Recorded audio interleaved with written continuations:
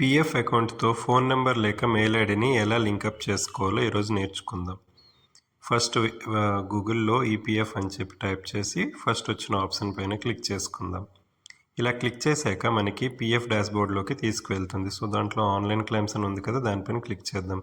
మన ఛానల్ని సబ్స్క్రైబ్ చేసుకోవడం మాత్రం అస్సలు మర్చిపోకండి. సో ఇప్పుడు మనం టాపిక్లోకి వెళ్ళిపోదాం. సో యూఎన్ నెంబర్ అండ్ పాస్వర్డ్ని ఎంటర్ చేసి లాగిన్ అవుదాం. సో ఓన్లీ మన మొబైల్ నెంబర్ యాడ్ అయి ఉంటుంది కదా, అది ఓన్లీ మన ఆధార్ కార్డుతో లింకప్ అయి ఉండాలి. ఆ నెంబర్ని మాత్రమే మనం యాడ్ చేసుకోగలం. ఓకేనా? ఈ పాయింట్ మాత్రం గుర్తుపెట్టుకోండి. సో ఫస్ట్ ఇలా సైన్ అప్ అయ్యాక మన ఫోన్ నెంబర్కి ఒక ఓటీపీ వస్తుంది. సో ఓటీపీ వస్తుంది కదా, ఆ ఓటీపీని ఇక్కడ ఎంటర్ చేసి సబ్మిట్ చేద్దాం. సో మనం ఇంకా మెయిల్ ఐడిని కూడా మనం చేంజ్ చేసుకోవచ్చు. సో ఇంకా యాడ్ చేసుకోవచ్చు. ఇన్ కేస్ యాడ్ అయ్యి లేదంటే మనం యాడ్ చేసుకోవచ్చు. సో ఆప్షన్ కూడా ఉంటుంది. సో ఫస్ట్ సబ్మిట్ చేసుకుందాం. సబ్మిట్ చేశాక మనకి ఇలాగా పిఎఫ్ అకౌంట్ డాష్బోర్డ్ అనేది ఓపెన్ అవుతుంది. సో ఇక్కడ ఓకే పైన క్లిక్ చేసి సో ఫస్ట్ మేనేజ్ అనే ఆప్షన్ ఉంది కదా, దానిపైన కాంటాక్ట్ డీటెయిల్స్ అనే ఒక ఆప్షన్ ఉంది, దాంట్లో ఉంది కదా. సో అది దానిపైన క్లిక్ చేసి ఓపెన్ చేసుకుందాం.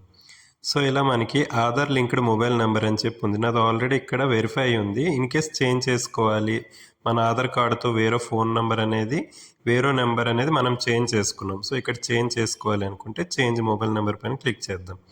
సో అక్కడ Aadhaar linked mobile number click చేశాక దానిపైన మనకి ఫోన్ నెంబర్ ఉంటుంది కదా, ఆ ఫోన్ నెంబర్ని మనం ఎంటర్ చేసుకొని రీఎంటర్ చేసి సో మొబైల్ నెంబర్కి ఓటీపీ వస్తుంది. గెట్ మొబైల్ ఓటీపీ అని చెప్పి ఉంది కదా, సో దానిపైన క్లిక్ చేస్తే ఒక ఓటీపీ వస్తుంది.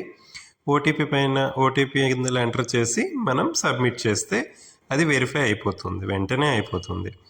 సో నాది ఆల్రెడీ ఉంది కాబట్టి అది చేయట్లేదు. సో ఈమెయిల్ ఉంది కదా, ఈమెయిల్ నాది వెరిఫై అవ్వలేదు. సో ఇక్కడ ఈమెయిల్ ఐడి అనేది నేను ఒకసారి ఎంటర్ చేసుకుంటాను. సో అది మీకు ప్రాసెస్ చూపిస్తాను చూడండి.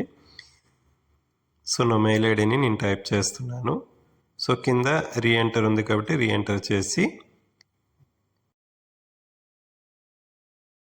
ఆథరైజేషన్ అని ఉంది కదా, దానిపైన క్లిక్ చేసి సో ఆథరైజేషన్ చేశాక మన మెయిల్ ఐడికి ఒక ఓటీపీ వస్తుంది. ఆ ఓటీపీని ఇక్కడ ఎంటర్ చేసి నెక్స్ట్ సేవ్ చేంజెస్ పైన క్లిక్ చేసామనుకో సో ఇది కూడా చాలా వెంటనే వెరిఫై అయిపోతుంది.